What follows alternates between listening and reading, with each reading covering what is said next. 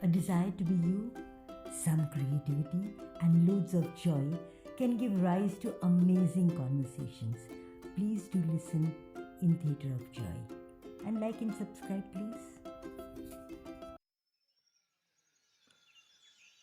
I started observing the differences in the status of men and women at quite an early age. I observed that my mother would cook and serve hot chapatis for us, and by the time we were almost done with our meal, she would sit down to have hers. As an adolescent, I started resisting this. Though my mouth watered at the hot chapatis on my plate, I would wait for my mother to join the table before I ate.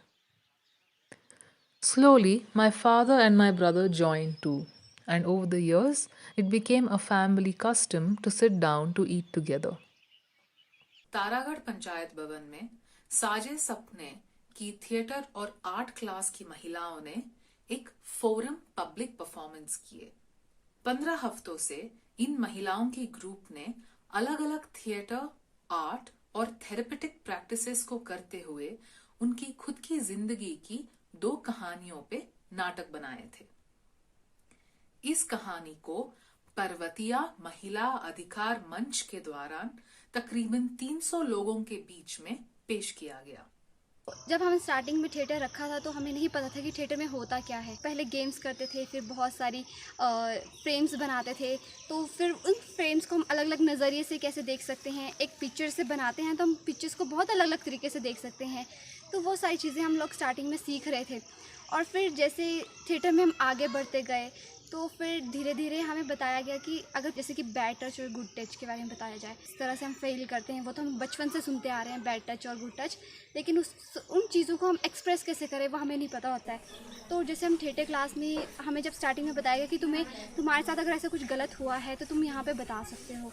तो सच्ची में सब लड़कियों के साथ कुछ ना कुछ हुआ था और सभी ने अपने अपने मन की बात रखी। Hello. Welcome again to the podcast, Theatre of Joy. Today, we bring to you yet another amazing person, Arundathi Vishwanath. Just to say that she's from South India. Arundathi practices theatre of the oppression, which she'll tell us all about. She's also a psychotherapist. How exciting, right? So, over to Arundhati now. Arundhati. Hi, Harleen. Hi. Thank you so much for having me on your podcast. Thank you so much for coming on. Such I a feel joy. So honored. Thank you. Such a joy to be on Theatre of Joy. So, tell us. Mhm. I'm very excited to know what is Theatre of Joy, Theatre of the Oppressed. Sorry, I got it wrong. Theatre of the Oppressed. And how and what is your Theatre of Joy? And how has your life panned out till today? We are so excited to know. Thank you. Thank you.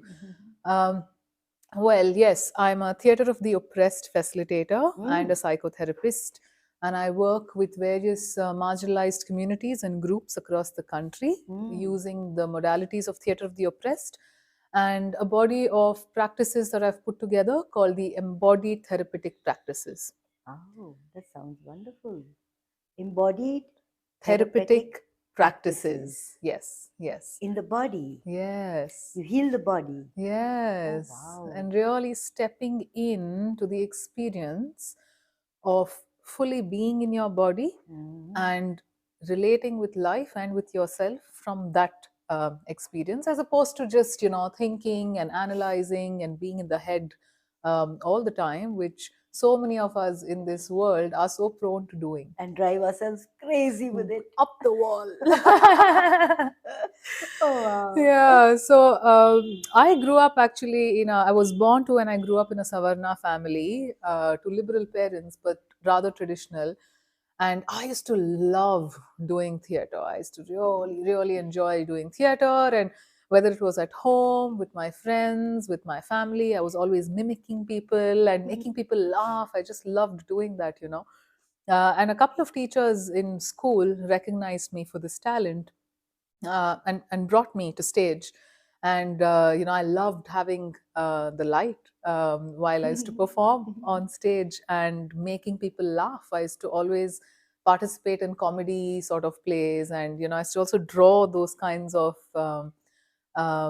scripts to me, mimes, and you know, with my face painted white and wearing all white and stuff like that.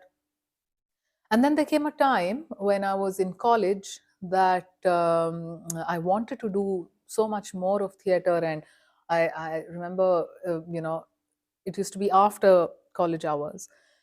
And I asked my parents, you know, can I, you know, come perhaps a couple of hours late home, because I want to do theater. And I was told very um, clearly and blankly that no, the theater is not a part of our culture, and focus on your studies. And this is the time to study. This is the time to Create your focus, future. create your future. This is the time to set your foundational blocks.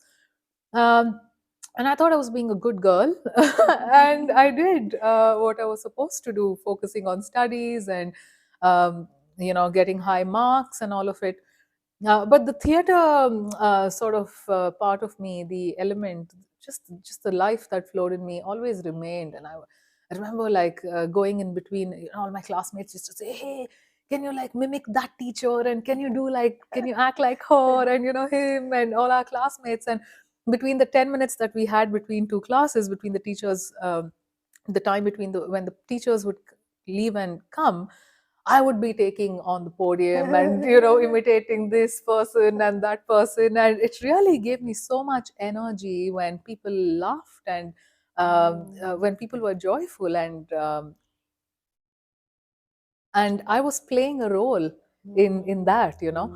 It really was like life force that I was gaining from, that I was contributing to. And giving, because it's a gift of laughter, right? Yeah, And a gift of absolutely. joy. Yeah. And maybe many of your classmates thought that I could also do that. Probably. Yeah, well, that's for them to say. But as I grew older, I studied social work, and even in my field area, and now was the time when I was now dealing with more serious socio-political issues around me. We were looking at caste, we were looking at gender, we were looking at different structural discrimination elements, and you know, stories and narratives of this. So my education continued, and my work also became centered, but it also became a lot about excels and analyzing and theoretical and conceptual understanding of what these various structural dimensions meant and stuff like that. So while my focus grew on that, there was always again a part of you know, the theater part of me that would say, "Hey, why don't we do a street play?" Or you know, "Why don't we do a learning needs assessment using theater?" Or you know, why don't we create like a learning drums session for women? You A know, drum so circle. drum circle for women. You know, Wow. so I used to have these sort of wild ideas, and the spaces. And then when I started working as well, the spaces that I was in became more and more formal, where theater continued to be understood as something extra and not really mainstream. And I too thought I was, you know, building my career, and I was, you know, I continued to work. Then my life took me to Central India and working with indigenous women's groups in Central India, looking at savings and credit groups and uh, gram Gram Sabha, talking to women about Gram Sabha, about governance, about gender trainings, looking at gender based violence, and all these concepts, improved agriculture practices, and so on. So indigenous as in Tribal tribal communities. communities? Tribal Oh wow. communities, the Gonds in Madhya Pradesh, those were Mm. primarily, and in Bastar, were primarily the communities that I worked with. The Yeah, so when all of this started happening, you know, it was quite a formal sort of space. And Mm. while there was some sort of theatrics in understanding all of this, any sort of theater production or play production again remained in the margins. It didn't really come to the limelight, so as to speak. Spotlight. The spotlight, so as to speak. But then uh, I was also, I also at that time started getting very disillusioned with what the social sector was and what was happening. We would be talking and preaching about things, about gender equality or about organic farming or um, saying no to caste untouchability and things like that. But within the space of, say, the work atmosphere, the climate, there was a fair bit of hypocrisy. There was a fair bit of double standards. I remember working at an organization where we were doing the I Am Nirbhaya campaign, really standing against violence against women on the basis of. And this was triggered by that Nirbhaya. The Nirbhaya case that happened in Delhi. Yeah, so. That stuff was, Yeah, and so the organization wanted to say that, hey, we take a stand against gender-based violence, and we had done a series of videos on it, and we were running a gender campaign with some very senior feminists in the country endorsing and supporting the campaign. And my boss was, sexually harassing his employees. He was doing stuff that made the women employees very uncomfortable, which we later brought up in the Me Too campaign that happened. A number of us, around 16 of us, campaigned to talk about this issue. So these kind of double standards in what we were preaching, the Nirbhaya campaign, it's a national campaign, and we're talking about gender equality, and we stand against gender-based violence and all of it. And here's this man who's figuring out ways of creating situations where he can hit on me and my female colleagues. We are not safe in our workspace, So it felt like, wait, something's wrong here. So it led to a lot of disillusionment working in the social sector for me after perhaps about 3 or 4 years of working, or whether we are able to take stands against things like violence against women as being committed by the police in central India, for instance. These were issues that the organization said, no, we will work on issues of gender violence, we will work on savings and credit, but we will not work on the police creating it, making it difficult. Yeah, this is the experience I also had. Ages ago, say in the 70s, late 70s, where I was also in a situation like that, where the bosses did not touch some situations because they were politically hot. My God, and a whole generation, 2 generations away. Yeah, it's a bit shocking. It is. Yeah, but also multidimensional in many ways, don't you think? That we've lived similar realities, though across 2 timelines. generations apart. Yeah. Oh my goodness. Yeah. So they wouldn't want to do this, and it really made me, really question things, and I started working very closely with people's movements in central India. Leave the NGOs and all these government sector, leave all of them behind and just spend time with the people to understand what is really happening, what So they on need. your own? By myself and with a couple of friends at times. Like we would go just recording music in Bastar and in Bijapur, a friend of mine and I, and we had an small initiative called Mahua Trips, and we would just go and listen to music and try to learn different instruments, and then we were, and then I was also with fact-finding groups. I was also with lawyers groups, and really in trying to understand what was happening in this region. Which is what is missing in a lot of the work, because there's a give and there's no take. Right. So it has to be simultaneous, right? Right. For anything to really go deep and work. Right. And look, there is a lot of power when we're talking about NGOs. It's a mask that one wears, and then spending time with the community. Of course. And then spending time with the community without that mask, I was treated very differently. The connections were very different, right? Initially, I was like, oh my God, I don't have the power that I earlier did. And it made me feel very uncomfortable. Not having this, oh, I'm from X NGO as a backing. You know, I'm going in this car or I'm going on my bike, but here I'm going on foot. I'm using the public transport and arriving at villages. And the way the connection happens is very different, as opposed to when Yeah. this mask is Yeah. off, when you're just showing up as yourself, as someone who's interested.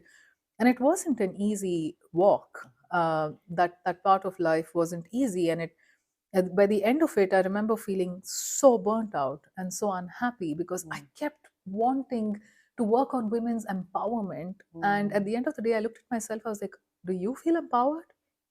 Are you happy? Like, what's happening? You're chasing behind that woman or those groups of women, and with all And telling these, them that they're unhappy. and telling them that they're unhappy, and It's the with biggest this, challenge. and with all this imagination of me somehow saving them from their context, from their situation. I'm like, hey, just a minute. Are you happy, woman? Are you saved? Yeah, have you saved yourself? You know, so what's really happening? Like, and I think that is when things really shifted, and theater came back to my life to really occupy the spotlight, because I started asking myself, okay, what is it that brings me joy? What is it that I want to do? What can I do at this moment that will make me happy? Right? So that's how the um, and for me the answer was theater, and for different people it's different things. What's important is really asking that question: what is it that makes me feel joyful? What is it that makes me feel happy? And yeah, so for me it was theater. But then I also realized that it's going to be different now. I didn't want to do stage theater, like only stage theater where I'm performing. I knew that I wanted to do something about social change and transformation for my own personal journey as well. So I said, let's explore modalities that that could throw light on this, that could also um, give me what is do what things that bring me joy, but at the same time continue with understanding the social and the political relevance of it, of the world that we're living in. So that's how I started exploring playback theater, and then I came across Theater of the Oppressed.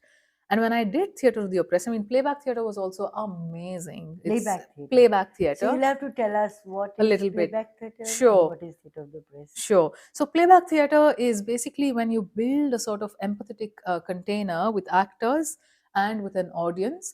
And the entire method is on listening to stories from the audience and playing it back.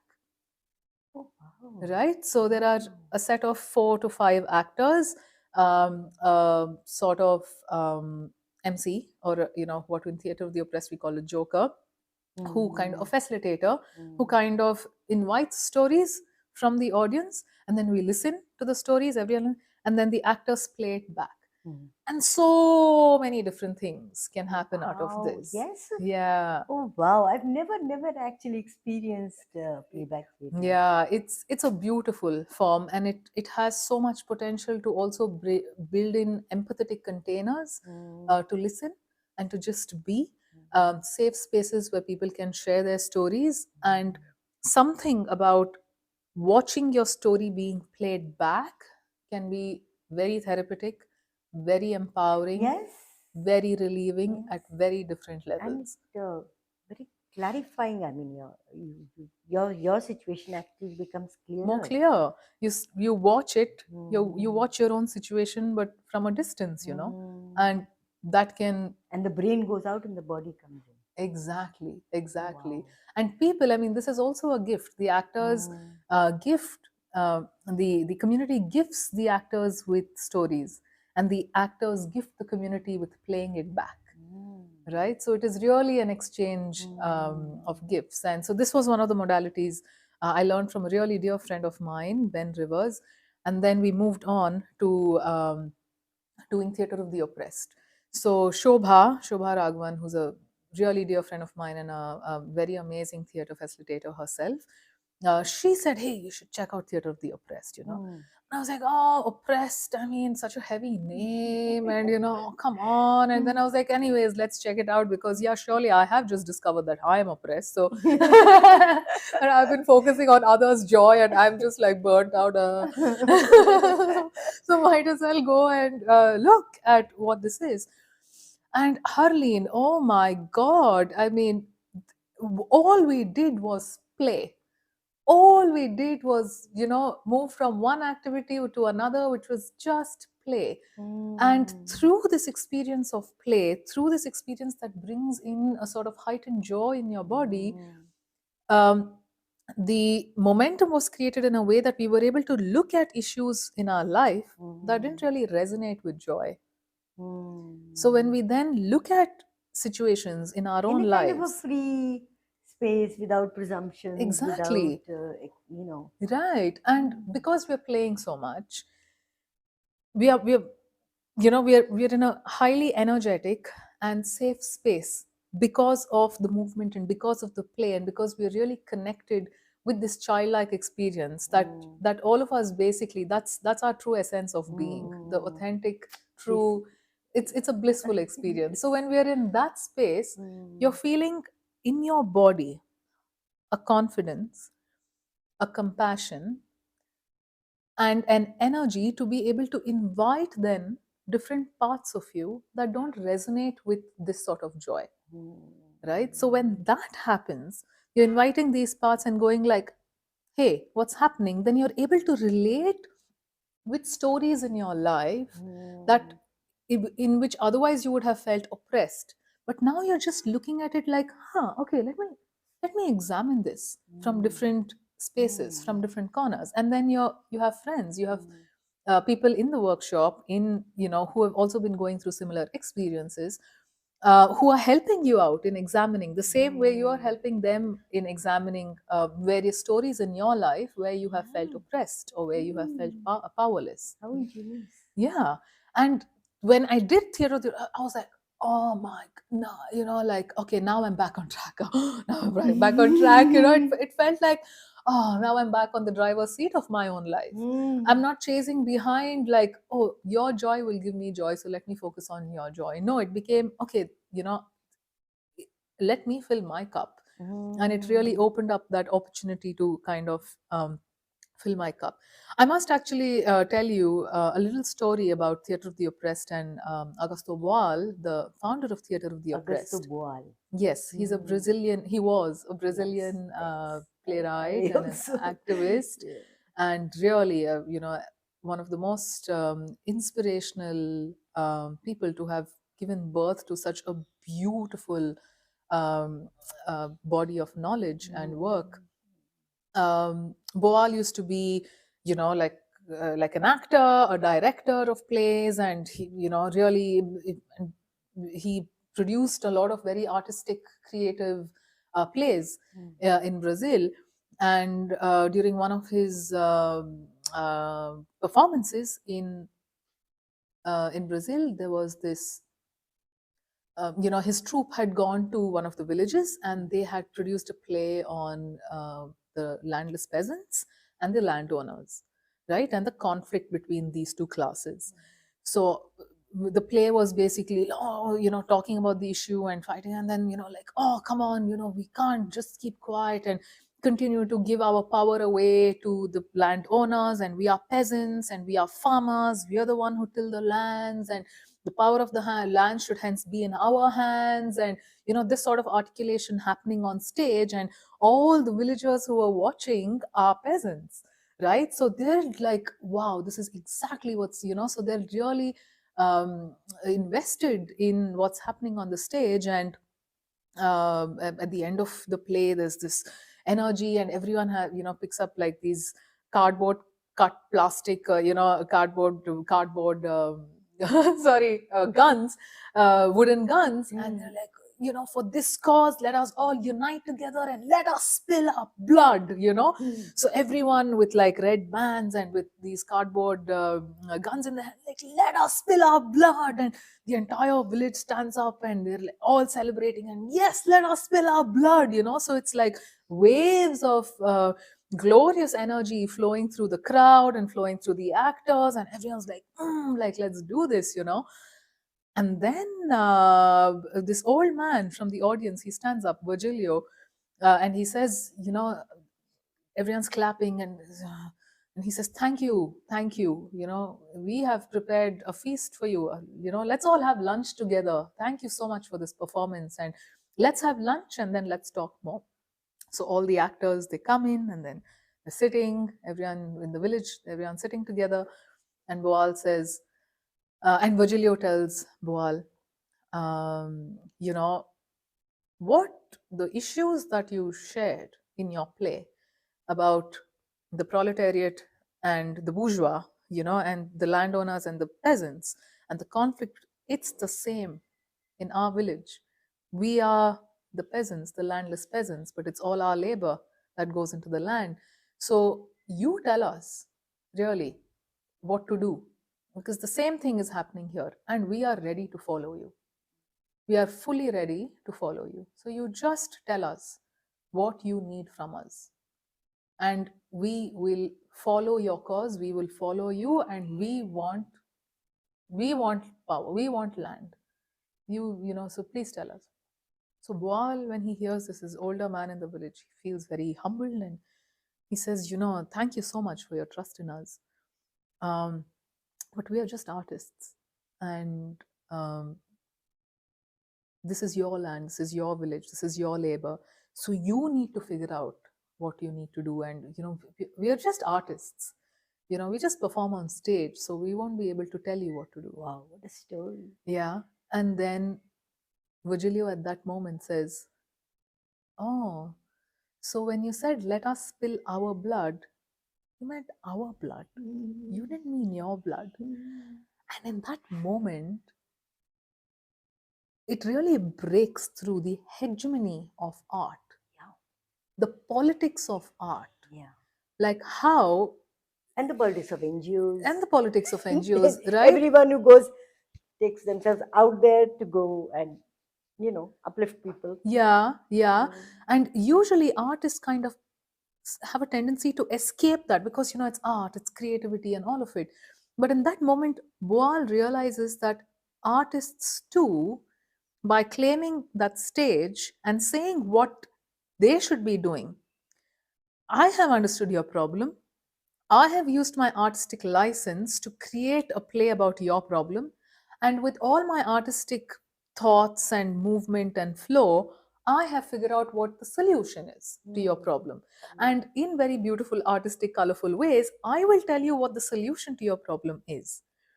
And telling anyone what their problem is and what the solution to their problem could be without being a part of the solution itself is a very powerful hegemonic move, which is again exerting the same sort of pattern. I know, you don't know, because you have less power, I have more power. And he realizes, and that's the birth of Theatre of the Oppressed. In that moment, he says, I am never going to preach again an action that I am unwilling to do myself. Right? So that's the base and the very foundation of Theatre of the Oppressed, which is this. It's a modality that looks at that has a battery, a huge bag of practices, of games, of activities, of exercises that really helps us not just play but look within and identify spaces, stories, narratives in which we have not been able to be in alignment with the joy, with the authenticity that is truly us, and to address it and to rehearse for life the way we want to actually live it. Yeah. So Theatre of the Oppressed creates spaces for rehearsing change for real life. And it's beautiful. Harleen, I talk from experience with not just what I have experienced, but also when I look at the participants in my workshop in amongst different communities that we work in. Like day one, people are, you know, like figuring out, and day two onwards, it's a total party, and people not only become ready to deal with their own life issues, but then take it forward and say, hey, look, these are the issues that I dealt with, and these are the issues from my life. Can you also come and help me look at these problems? And can you also help me articulate solutions to this? So it creates a space for an interactive, what we call a forum theater performance, where we do the performance and then we invite participants from the audience to step in. So Theater of the Oppressed, or forum theater specifically, creates a space or a movement for a spectator, someone who's just watching, A spectator. Oh, wow. a spectator Plus who's an just actor. watching, yeah, to become a spectator. Oh, wow. Right? So you're just sitting and you're watching, and then the invitation is to say stop. If you're looking at something that is causing you discomfort in your body, pay attention to your body, pay attention to your emotions, and say stop, is the invitation. So once they say stop, they can come into the play and replace the person who has the least power, and then somehow try to change the story. Right? So this is the larger process, and it really breaks the fourth wall that otherwise performances. And you're right, just to bring yourself up to saying stop Yeah, is a big, it is. big leap. It is. It is. And sometimes you won't believe it. Um, you know, a lot of us say, actually, it's actually quite easy to believe. A lot of us don't say stop because we think that whatever we want to say is silly or it's stupid. Silly, or you don't want to be vulnerable and Yeah. tell everyone your story. Yeah, yeah. And even if it's even to play, sometimes you're like, should I play? Should I not play? You know?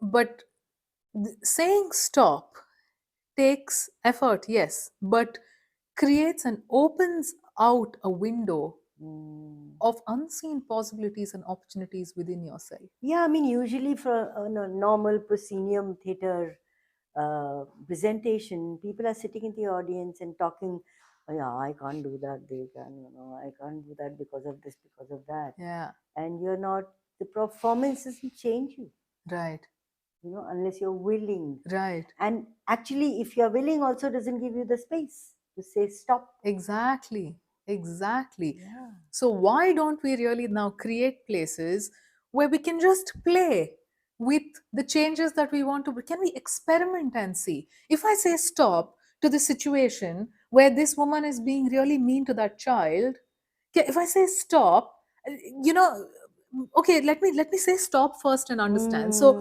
saying stop, then sometimes people who come, so they're like, I have no idea, I just said Why I said stop, stop. and then I got there and the play continued from there. I just showed up the way I was. Right? So creating opportunities where we can really be and think on our feet and really be a part of articulating the solution. Not just saying, oh, this problem exists, that problem, oh, that exists, this exists, but can we really be a Put part? myself out there, take my body Yeah, out there, exactly. instead of just engaging with my mind. Exactly. Oh, wow. Because this we are always doing, and the world that we live in holds this in high regard. The caste system in our country Yeah. looks at this as where the savarnas came from, and the rest of And the the body body is is dirty. Yeah. the feet especially, but it's the feet that walks you. Especially women are not Yeah. supposed to take their body Yeah, for themselves. Yeah. And think with their body and be with their body. be with their body. It's supposed to be all wrapped up and carry different colors and indicators of your marital status and whatnot. Like it's the sindoor and all of it is I mean, the body for a woman is also really understood as to share with the world what state of life you are in, what stage of life you are in. So it's really a marker. It's a place that you decorate, an opportunity to really deconstruct that. Yeah, Package it for the right person. yeah, and to look a particular way or whatever that is. All of it. So okay, I'm also intrigued about The embodied therapeutic practices. the embodied Yes. therapeutic. So as I started doing theater and I used to work with different communities, the RELA, the Chhattisgarh Mukti Morcha, the cultural wing of the Chhattisgarh Mukti Morcha, for instance, or there's a group of student unions group and a group of social activists in Tamil Nadu called Agati. I worked, I remember, with a group of children in Masuri on children of waste pickers. And while working with these different communities, and while Theatre of the Oppressed is bringing in a lot of joy, but also a lot of therapeutic relief, which is understated, honestly. And somehow I found, even amongst the leadership of Theatre of the Oppressed at a national level, that there was a shyness to kind of claim that Theatre of the Oppressed also has therapeutic value to it. And then I started realizing that in the world that we live in, there was so much more need for that. There was so much more need for people to just meet parts, to heal, to just meet parts of themselves that for so long have been exiled, that for so long have been pushed away, that for so long have, not been paid any heed to, has been in the darkness, right? To really just create a space, a non-judgmental space to meet oneself, to meet different parts of oneself. And I started realizing the absolute need for that. And again, like by now, I have become a little wise and I see that this is also my own journey. Like there are parts of myself, having done some work, having, had some fun, there are other parts of me going like, hey, even I want to have that fun. Even I want to do Get this. all the parts together. Yeah, like I'm like, come on, let's do this. So when that started, when this sort of articulation started happening in my personal space, then I started seeking out therapy very actively, and I started exploring different kinds of therapy. So some of the modalities that really helped me was looking at womb medicine, which was really closely tracking the menstrual cycle and coming together and realigning with the cycle of nature, a cycle of nature that we all are. And not just really focusing on the bright always, but just looking at and accepting all parts of ourselves, all phases of ourselves, and all stages of ourselves. Breath work, looking at conscious connected breath as a modality, which is an open mouth breathing technique, and exploring the sort of unconscious and different parts of the body and sensations in the body, and bringing a sort of integration with that awareness. And the comprehensive resource model, which is a trauma healing modality, which looks at deep rooted trauma and creating neurobiological safety in the body using breath, a safe space in the body to invite parts of the self that are traumatized to process things out and reintegrate into the system. This is so different and so. I mean, probably. I mean, it works maybe better. I want to do it also, but then the techniques, the psychotherapy techniques, which engage only with the mind. Oh yeah, oh my god, Yes. absolutely, I because mean, those are useless. oh my god, see, And yeah, I mean, I can get a bit technical about this if you like. Would you like that? yes, you can get graphic also if you want. Thank you. Yeah, well, the research I'm referring to is found in the Comprehensive Resource Model by Lisa Schwartz, the book, The Comprehensive Resource Model by Lisa Schwartz, that talks about how the root of the trauma is basically in the periaqueductal gray, which is in the midbrain of our brain, right? And this is where trauma is stored, as well as experiences of feeling rested, safe, secure. These experiences are also located in the midbrain, in the periaqueductal gray. Around the pineal. A little That's higher. a Yeah. little high, but Yeah, that's the what midbrain. people will. Yeah. Yeah. Okay. But when we're looking at cognitive based therapies, the parts of the brain that the cognitive based therapy looks at is the prefrontal cortex. That is, for the logical thinking, for all the reasoning abilities. The prefrontal cortex is where all our thoughts and our articulation of thoughts comes in, which is directly in connection with the amygdala, which is the emotional sort of base. Now, cognitive based therapy looks at these two parts of the brain, which is not where the root of the trauma is. And working with just these two over a period of time, of course, there's relief when we talk about our problems, and language is again a cognitive process. And this happened and then that happened. So there is relief when we're talking about things. But so much of it is actually anchored in the periaqueductal gray in the midbrain. So just talking and not looking at the affect, looking at the root of the trauma, which is connected to our nervous system, to triggers that make our bodies do particular things like increased heartbeat or slouching or whatever. It could be different behavioral aspects, be it in our body, be it in our interpersonal interactions, the way we deal with the world. uh, it begins to trigger that, but not really address it. With CRM, and then leaves you yeah, high and dry. Yeah, high and dry, and sometimes probably in a worse state than you started with. counseling with, Yeah. which is sad and partially unethical, actually fairly unethical. And so what CRM does is looks at resourcing, which is creating a safe and grounded CRM as experience. in? The comprehensive resource model, yeah, is creates a really regulated, grounded experience in the body. The same as, like I was telling you about theater, you're having all this fun and you're energetically confident in your body, to you then invite parts of the self that are traumatized. And these are deeper, we're looking at deeper issues, personally, and Issues beyond issues, underneath issues, absolutely, which might, issues which are recognized, yeah, but there's what are things the beyond. roots of it, where in the unconscious is this actually rooted. Some of the issues that I have worked with personally and as well as with clients is to do with also generational stuff, patterns that we've carried on from our maternal side, from our paternal side, regarding violence, or the way we relate with parents or with children or with relationship and stuff like that, with the world. Some patterns you'll see across generations. So to really look at these various patterns and how to break them is something that CRM has really, really powerfully brought forward for me.